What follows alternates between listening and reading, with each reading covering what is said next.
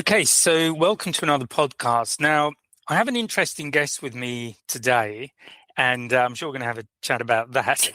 But this is Mhm. Dr. Cliff Redford. Now, Dr. Cliff is a little bit different to other guests I've had in that his main focus, and I'm sure you correct me if this is wrong, is actually veterinary work, but in different parts of the world. So, um, Cliff will talk more about that, Mhm. obviously. And on the photography side, it's more kind of using when you're not doing actual professional documentaries, which you're not filming, but kind of filling in on occasion. And we'll go back to the story you told me earlier about using smartphone and filling in there. So this is sort of slightly different. And if you're from Canada, you might already know Dr. Cliff from TV appearances. So welcome to the podcast. Thank you very much, Graham, for having me. You're very welcome. So probably the best way to start is for you to just tell us a little bit about what you do, and hopefully I haven't made up too much. We can go from there. The hard part, I talk too much, so the hard part is keeping it to little. I will start when I was born. No, I won't do that. Well, your parents actually before that, they were feeling a bit That's frisky right. one evening. I don't want to think. Ooh, I don't. Yeah, Want to let's not go there actually on second thoughts. No, I love them. They're amazing. I am a veterinarian. I am located in Toronto, Ontario. My clinic's Wellington Veterinary Hospital in Markham, which is just north of Toronto.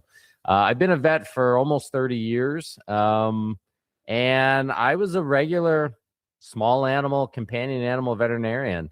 And then the joke is when I hit my early 40s, my kids joke that my midlife crisis kicked in a little early, and I started traveling and volunteering.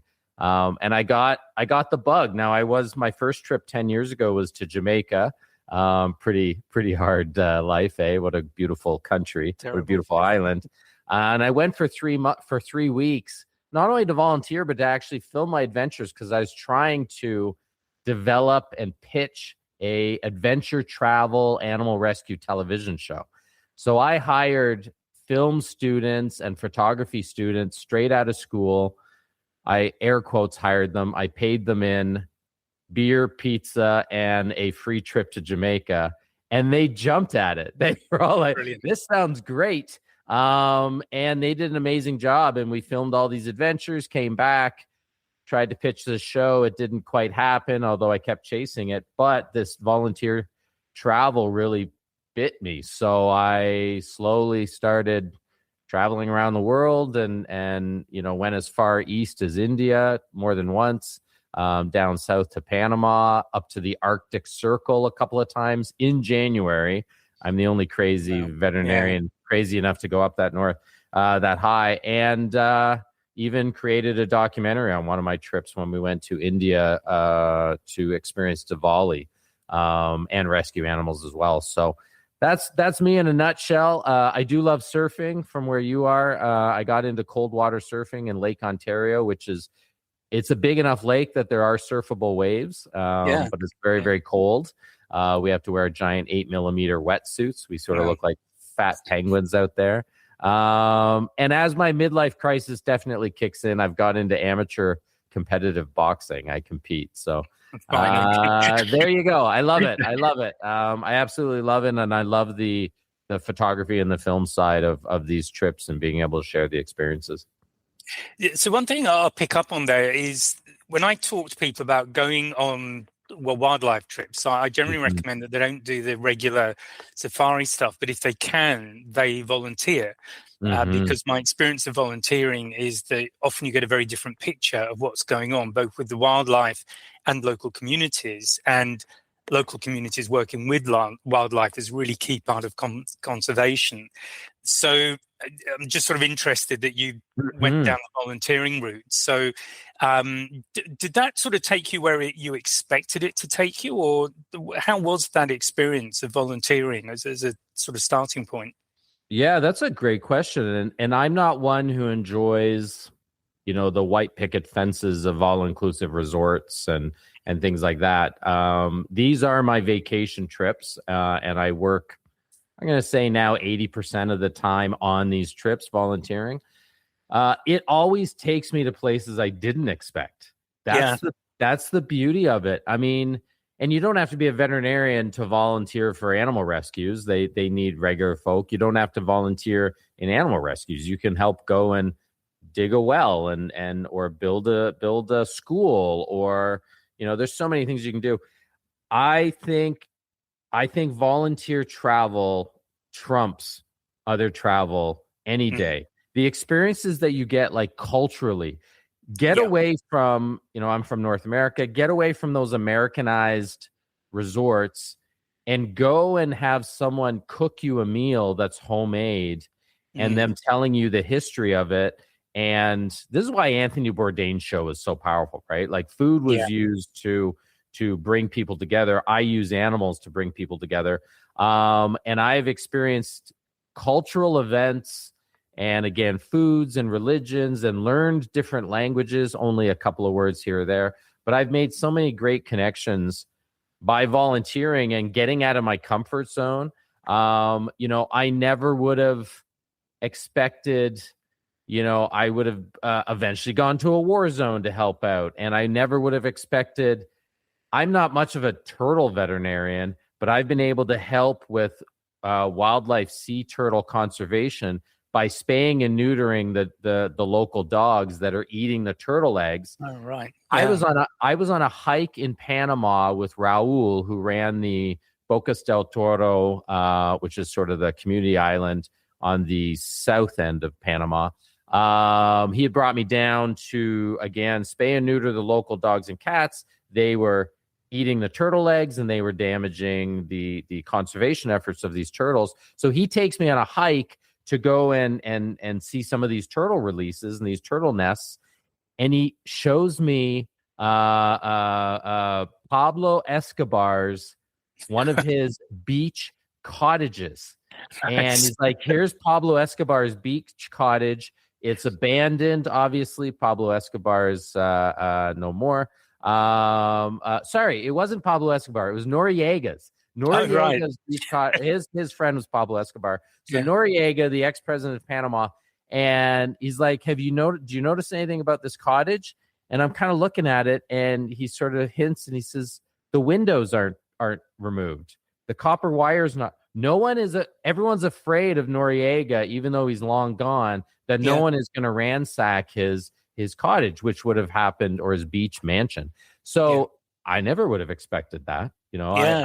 I didn't have a chance to do that. I got to go to my first ever hookah bar, like the shisha bars where you smoke the nicotine, was in this tiny, hidden away hookah bar in Cairo, Egypt. It was like Indiana Jones. Yeah. Like, I never would have had that experience if I just did regular travel. And it was the volunteer people that said, hey, we want to thank you for your work. We're going to take you to this amazing Egyptian experience. So I recommend it for everybody.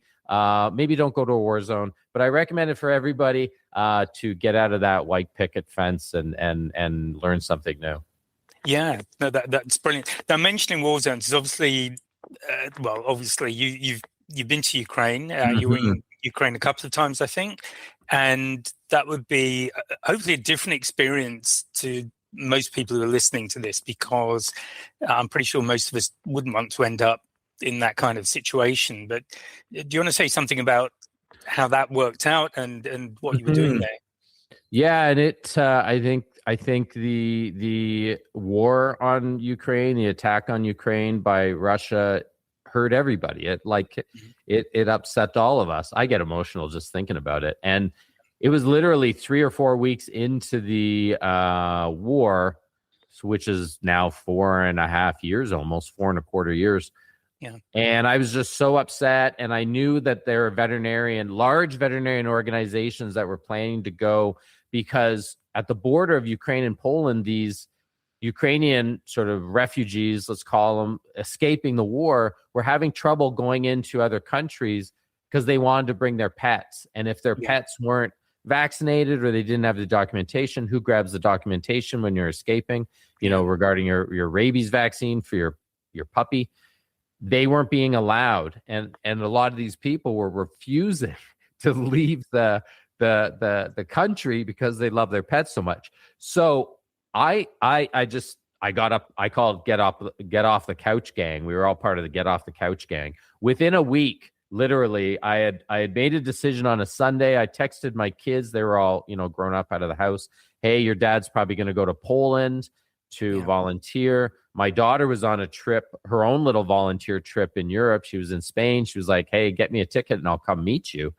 So the first volunteer trip was right at the border. We were in Poland. We did go one day into Lviv, and I fell in love with the Ukrainian people. We were helping all these people cross and making sure their animals were safe. I fell in love with it so much that when I came back and I saw some of the horrific stories, because I wasn't able to watch news there, I didn't speak Polish, that I ended up going back, and I went back the summer of 4 years ago, so 2022, and I went into the war zone. I went into Kharkiv and the Donbass region, Kramatorsk, places like that. Yeah, I was not prepared. I mean, I did as much preparation. I went by myself, obviously, this time. I actually had like a pre-PTSD experience where I had 24 hours of nonstop hiccups. Which I didn't even know. It was literally the night before leaving. I couldn't sleep. I had tried all these tricks. What am I going to do if I can't do surgery while I'm doing hiccups? Like it was funny at first and then painful. And it was like my body didn't know how to deal with the adrenaline. The second I crossed the border into Ukraine, literally, it was like the second I crossed, the hiccups stopped because my body, I think, realized, okay, we're now in a country at war. You don't have time for any of this. Yeah, you have to be on, don't you? It's not about anticipation anymore. You need to be on. Yeah, my body seemed to figure it out. And it was, first of all, it was the most fulfilling experience ever. My eyes are misty dealing with it. Yeah. Working with these absolute heroes that have now for 4.25 years refused to leave their city of Kharkiv and continue to go into the war zone to rescue animals that have been hit by bombs. Buildings have crushed them or injured them. Some of them shot, some of them just abandoned. And then they bring them to safer parts of the country. And eventually either you reunite them or get them to other countries where they can find their new forever homes. Like, these guys are absolute heroes. And while we're doing this, like there was literally in Kharkiv, we called it Russian thunder. You could hear every couple of minutes. Sometimes there'd be a couple of hours where there was nothing, but you could hear these explosive artilleries, these bombs, whatever you want to call them. I'm Canadian, so I don't really know weapons very well, other than hockey sticks. Flying pucks. That's right. Like, I was doing surgery on a dog in this clinic that had been abandoned, and sort of the keys were left for the rescue. And the clinic would shake like a subway train was passing by because a bomb had landed so close. So it was life changing and fulfilling and scary and heartwarming. So I hope to go back one day, and hopefully it's under better circumstances, but I'll go back if I have to, even in the current situation. And you did produce a documentary while you were there, this second trip? Yeah, the second trip to India. So I'd been chasing this TV show dream, and I'd come really close. I had once the largest network in Canada, which has ties with, I believe, Animal Planet, had greenlit our show. We had created a trailer, had greenlit our show, and then a new CEO came in. They kind of switched the team. A lot of people got fired. I can't feel bad. I got to keep my job as a veterinarian. So I had come so close, and this thing was so important to me that I started talking with Diego, who had helped me with some of these sizzle reels and done some of the local filming. We had always talked about, we should just do a film. We should just do a documentary, get into film festivals, get a proof of concept, win some film festival awards. And then I went to Ukraine, and the joke is I came back from Ukraine. I almost had been hit by an artillery, a missile. And I was foolishly filming sort of the pre-effects, not knowing what was going to happen on my iPhone by a window. But at least I got the footage. My family was a little mad at that, but I got the footage. You got to do what you got to do, right? You got to do what you got to do. It was not smart, but you almost, life is short. You almost get hit with a missile. I came back and I literally called them up and I said, I'm taking out a loan on my house. Let's do this film. And so we ended up 3 or 4 months later. So it was 2023, in the fall of 2023, we went back to Hyderabad, India, which I had been to before. And I specifically decided, let's go back during Diwali, the Festival of Lights. And let's do this documentary that's about the animal rescue and about this beautiful festival, the fireworks and the music, but that this Festival of Lights has a bit of a dark side, as we used to say, and that these fireworks terrify animals and hurt animals.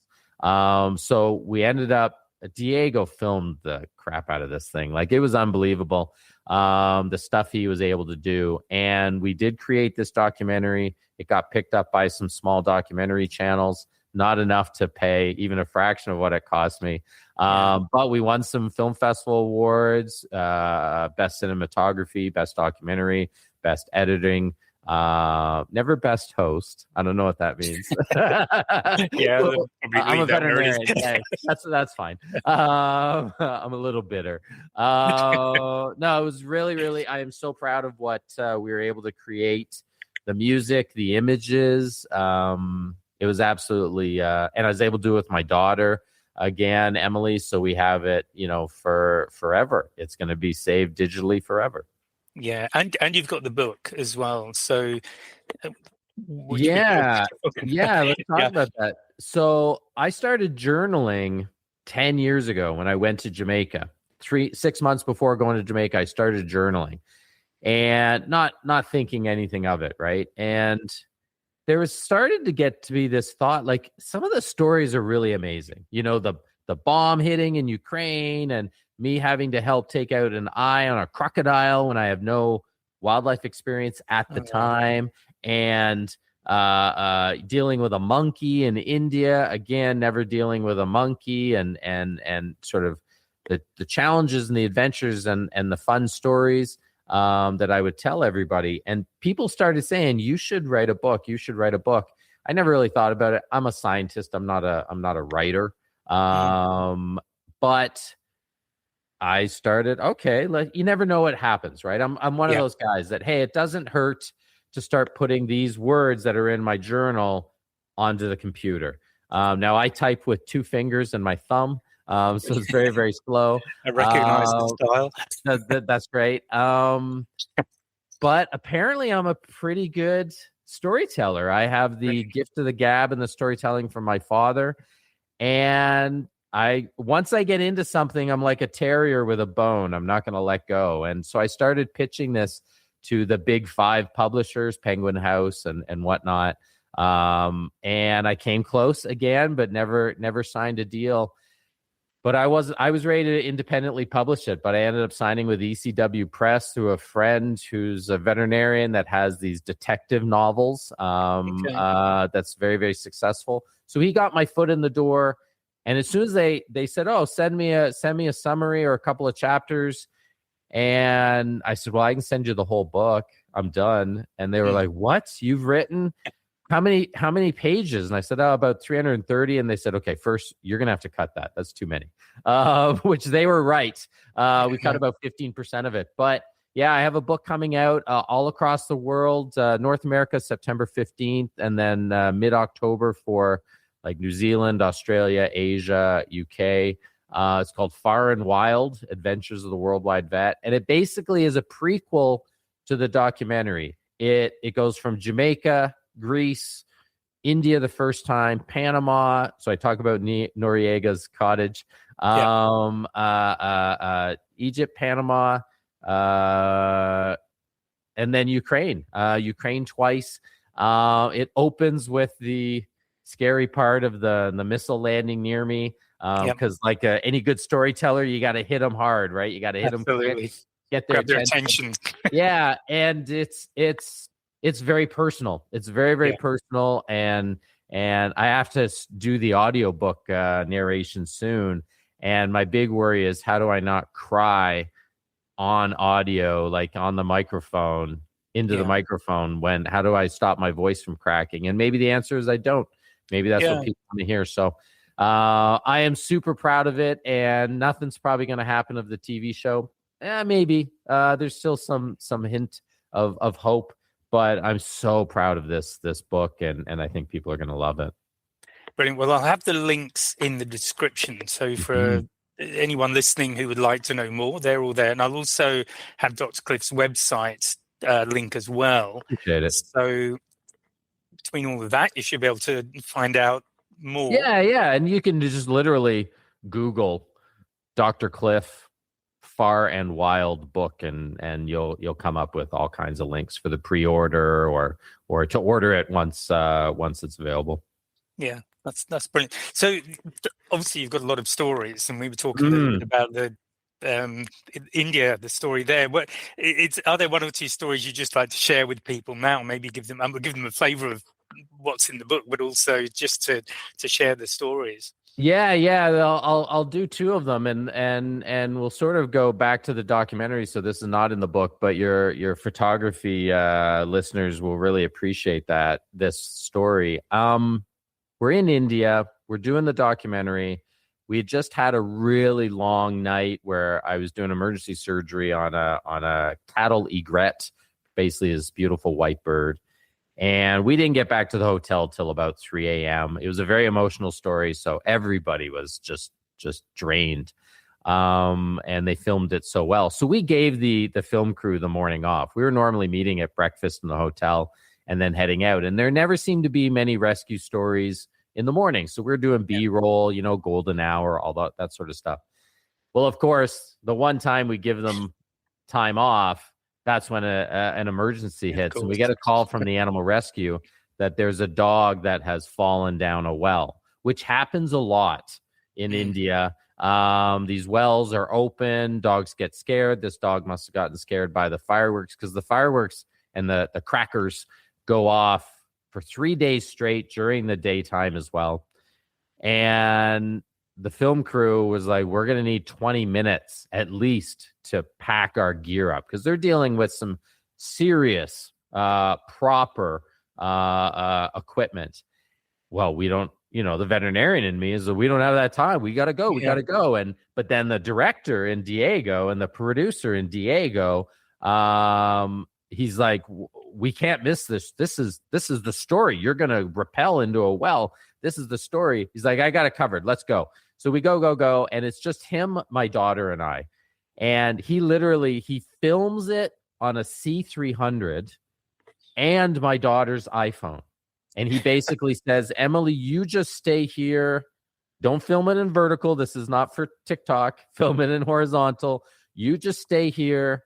Just get shots of your dad. Just don't stop recording. I'll fix it in post, as the saying goes. And I throw on the harness. I rappel down the well, and I do have rappelling experience. I do have some sort of like certification of stuff like that for various sports I used to do as a less old adult, let's say. And in the end, and obviously there's no second take, This dog's almost drowning. I get down there in the nick of time. Spoiler alert, if you haven't seen the documentary, the dog does okay, but it is pretty harrowing. And these shots are amazing. And not only are they amazing because Diego's skilled, but he ends up able to like sort of change the you understand this with still images and moving images. He's able to change the feeling of the story by utilizing the rawness of the iPhone and the C300 compared to the beautiful imagery with these big giant shoulder held cameras with the little steady thingies that they have, whatever they're called now.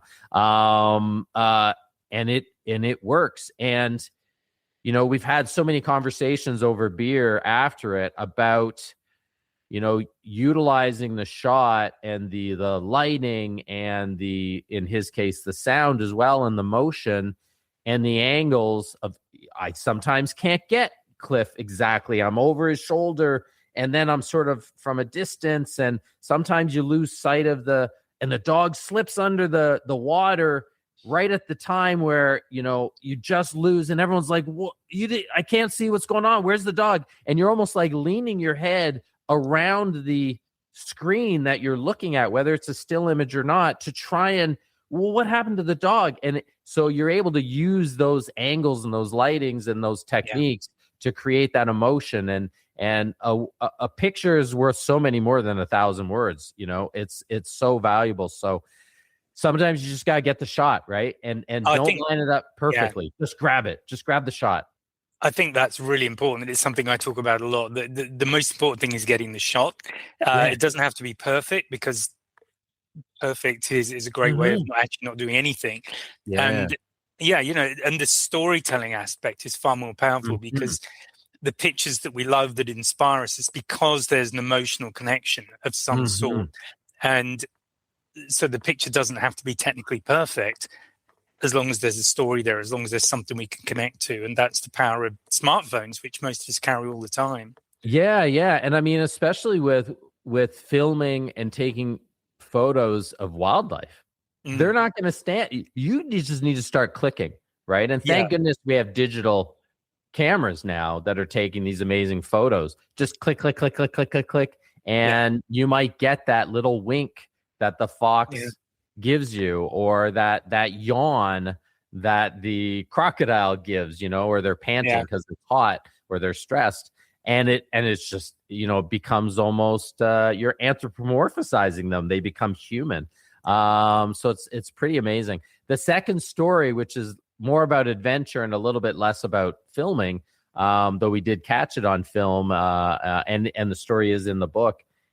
We had a bit of a day off. I was in Poland. It was that first trip volunteering with the war. I had a bit of a day off, or half a day off. It was quiet. So Dr. Lachlan Campbell, who's an Australian veterinarian, and I met him in Poland. We've become very good friends. He's gone to Ukraine many times since then. We went for a hike, and we just had some time off, and we didn't go to the place we wanted. We were lost. We tried, and then we just stumbled upon this trail. And while we stumbled upon this trail, we end up stumbling upon a deer that had its antlers wrapped around rope that was like some sort of fence line in this field. And it's bucking and it's spinning and it's panting. And this deer's going to die. Like, they have this thing called capture myopathy, where the muscles become so inflamed due to the stress that it actually becomes poisonous to them. And he literally slaps me on the shoulder and he says, "Let's go be heroes, mate."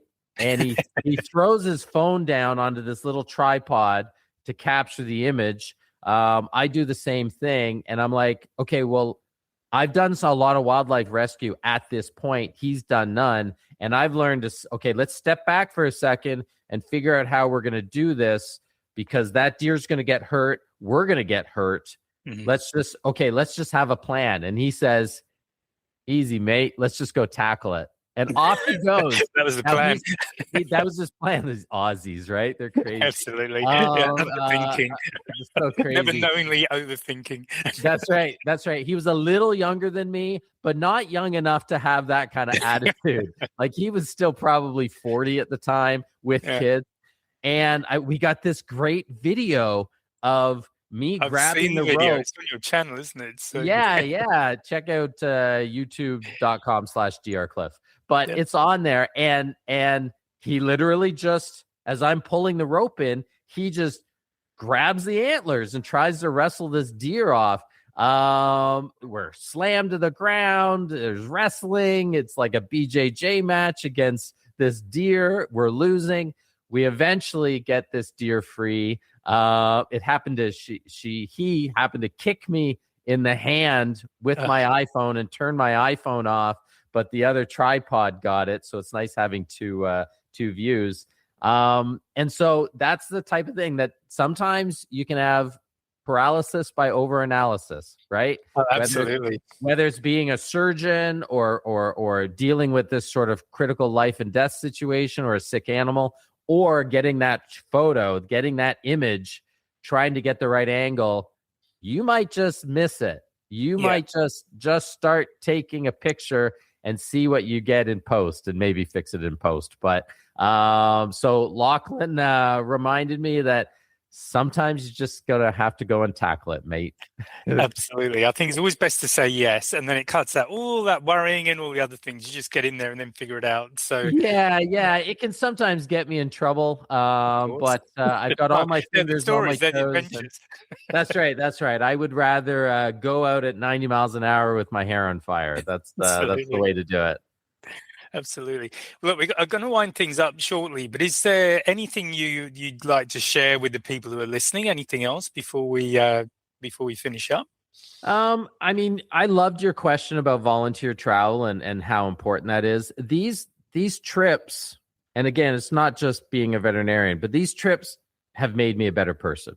Without a doubt. It's a cliche, I know, but we are so blessed living in the countries that we're living in. The fact that whoever's listening to this podcast, the fact that you have the time and the means to be able to listen to this podcast means that you're probably living a blessed life. And yes, there might be health issues in your family, and that's very sad, and there can be financial issues, but we are very, very blessed to live the life that we have. And these trips, they recognize that. They have introduced me to some wonderful people who have risked their lives and risked, everything to do what they feel is important.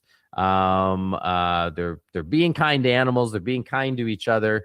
And so I just recognize, or I recommend people get out there and be uncomfortable, challenge yourself a little bit, learn a new skill like photography or another language. I'm trying to learn Greek. I should probably stick with learning photography. Greek is a very difficult language. Do you speak any other languages? I'm working on my French, so I speak a little bit of French and a tiny bit of Russian, but it's very, very small. It's very, very small. My, I should know French because I'm Canadian, and we learn it it's required up to grade 9. Okay. And then I stopped because I'm a mathematical brain. I don't have a language-based brain. Whereas my wife, who's Greek, is the exact opposite. She speaks Greek and English and French all fluently, pretty good Italian, can understand Russian. We go to Spain for 10 days and she starts speaking Spanish. It's unbelievable. So anyways, I rambled. Yeah, I lived in France for 5 years and I still can't speak it. I get easily distracted is my excuse. Yeah, there you go. Fair enough. Still working on it. Squirrel. But no, I really appreciate being able to talk to you, and I love what you and your listeners do as far as trying to capture those images and really express emotion and stories, especially with one single still image. The stories can be so powerful. I have it easy. We do moving pictures, the moving photos with audio and music, and can really play around and do these tricks. But the art that you guys do is absolutely fascinating. Well, thank you. I'd actually written down 3 things. So volunteering is definitely one of them. It's something I've spoken about a lot because you do get a different perspective on things. I've met the most amazing people, and happily, there's some I'm still in contact with. We're looking at working together. This is in Zimbabwe at the moment. I'm off to Namibia soon to work with the project there, working with elephants. So I'm really looking forward to that. There'll be a bit of tracking and monitoring the health of the population, all that kind of thing. Writing was one I wrote down because I think whether it evolves into a book or not isn't so important, but I think also looking back, from years later or whatever it might be, it reminds you of that place, that time, maybe what you were feeling and what you were seeing and what you were doing. So it's such a powerful thing to do. And maybe I'm wrong, but I think these days we probably do less of it. I'm from that generation where that's what we had, but I think that's a very powerful thing to do. And then the final one was just remember the smartphone, because things happen perhaps when you're least expecting it. And as you said, it doesn't have to be a really good shot. The thing is to get the shot. And most of us are carrying around a really good camera pretty much every Mm-hmm. day, and it doesn't have to be cinema quality. If you get just something happening, that's such a big thing. So, Yeah, absolutely. I mean, both the writing and, going back, I find it lovely when the phone and the different social media apps send me reminders of memories. yeah, And they go, oh, on this day 5 years ago, here's a photo that you had posted or that you'd taken. And you go, oh my God, I totally forgot about that. And that was such a beautiful moment. And it could have just been dinner with your kids and your father, something absolutely. so beautiful. Yeah. And writing for me was very therapeutic. Yeah. Going back and reading the stories and polishing them was also very therapeutic. And Lord knows I need therapy, so it has saved me some money and has been very, very helpful. My therapist reminds me I need therapy. So yeah, I recommend He doesn't journaling. need therapy after spending time with you. That's the key thing. I recommend journaling to everybody. I wish I had started it before I was 42 years old. Yeah, no, absolutely. Definitely. Well, look, I've really enjoyed our chat. It's been great to get to know you a little bit, spend a bit of time. As I've said, the links will be in the description for everybody who wants to learn more about your life, your adventures, your experiences. And thanks for coming on the show. Well, thank you very much. I'm glad we stumbled upon each other, and I'm going to be following along with your adventures as well. Great. Okay. Thanks, Cliff. Look forward to it. Bye for now. Thank you for listening. Now, just before I go, surprisingly, I'm going to ask if you could like and subscribe, because a lot of people don't, and it really makes a difference. So please do that if you can. Now, I have a few things going on. There are free webinars every month at the moment, short courses running. So please take a look at the website, www.ge.photography, and you'll see what's happening. As I say, there are a few things going on, and hopefully something that will float your boat. So thanks for listening to the podcast. Have a great day. I'll speak to you next time. Bye for now.